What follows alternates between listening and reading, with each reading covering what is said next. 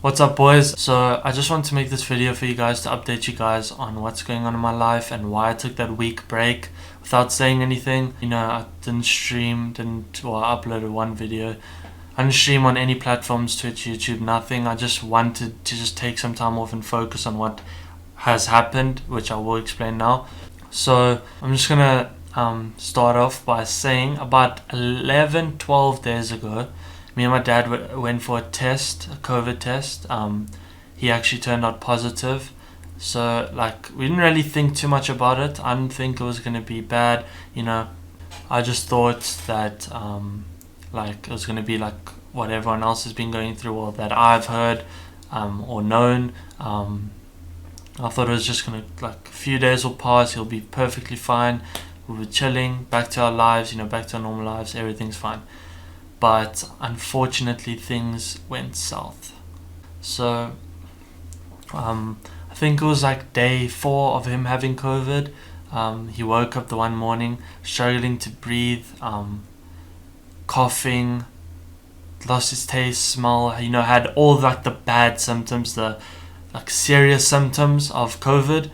And I started worrying a bit. I'd always go check up on him, ask him how he's feeling, blah blah blah. Day 6, day 5, it was still the same, nothing really changed. So then I started to think, okay, things are just gonna, he's reached his lowest point, so now it's his time to get better now. But things did not go that way as I expected. Day 8, I'm just day 8, day 9, the one night he literally couldn't breathe. He was on an oxygen tank that only was 700 liters of oxygen. He went through it in about 3-4 hours, gone. At 2 o'clock in the morning, I was just playing here.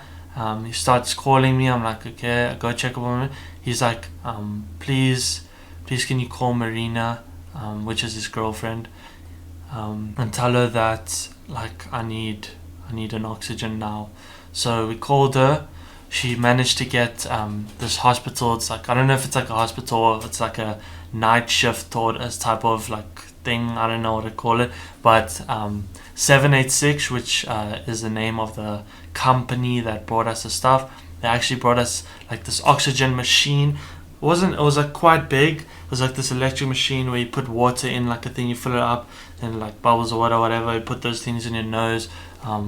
It makes oxygen, because that night his oxygen levels actually dropped to 40. The people took 2.5 hours to get to our house. My dad was sitting there breathing I don't even know. It was the scariest thing ever. He was having these little he was shake the whole time. He would I don't know, he was having a little I don't know if it was a seizure, but I don't know, it looked like it. He was just go do some weird stuff. And then I was just, my heart just dropped. I was what's going on?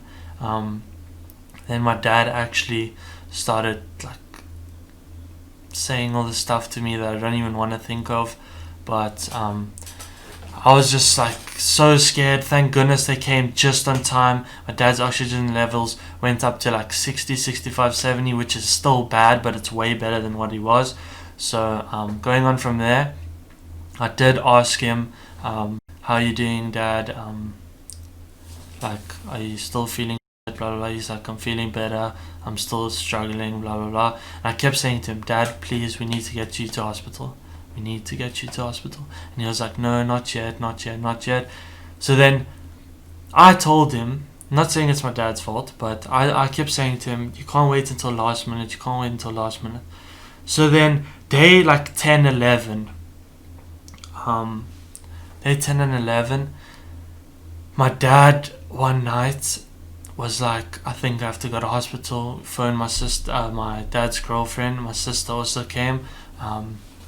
Then she was phoning the hospitals. We phoned For His Life, no beds. All the beds are taken. Helen Joseph, all the beds are taken. Edenvale Hospital, all the beds are taken. Santon, all the beds are taken, but their casualty was still open. So they did have space in the casualty, thank God.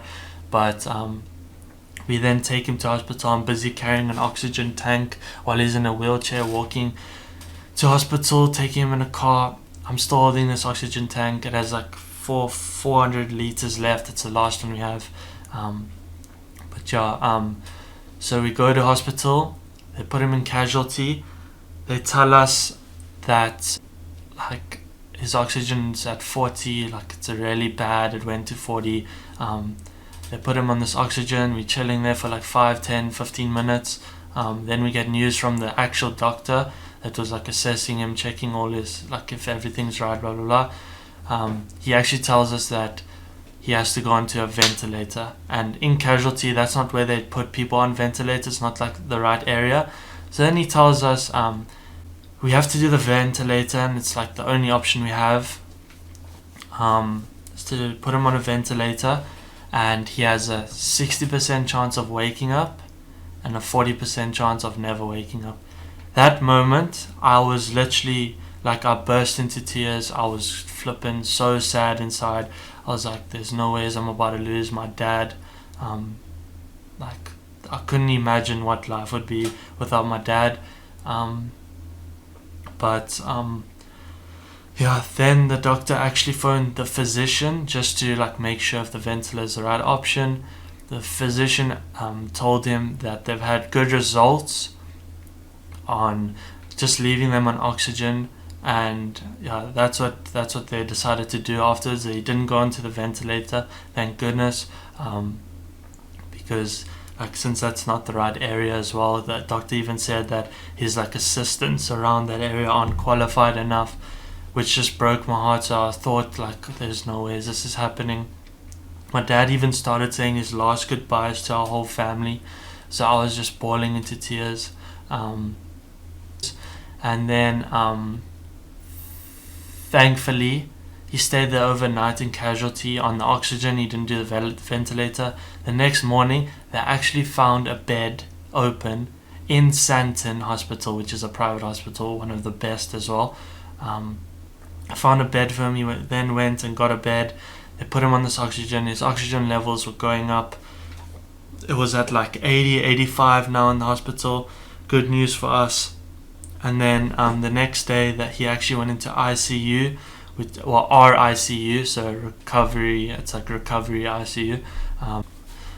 He went to ICU. They put him like this whole mask in his face that covered like his whole face, just spraying oxygen. His oxygen levels went up to 95, which is great. And now he's still in hospital. They say that he should come out on Wednesday. Boys, hopefully you guys could understand why I took this break. I didn't just take this break because I didn't want to, like, I didn't feel like streaming, I'm lazy, blah blah blah. There's actually a reason behind it, and it was for a good reason. And boys, I think that's it for this video. I'm gonna be grinding again, knowing that my dad is gonna be okay. And boys, that's good news for me. So I'm alright now. I didn't sleep for like 3 days because I was busy like praying and flipping, praying that my dad was okay, and just stressing. I couldn't sleep. But boys, thank you guys for watching this video. Hope you guys understand why I took this break. And boys, I'll check in the streams, check in the next uploads. We're grinding. And boys, I love you guys all so much. You guys are my family, and this is why I'm telling you this. And boys, peace out. I'm out of here.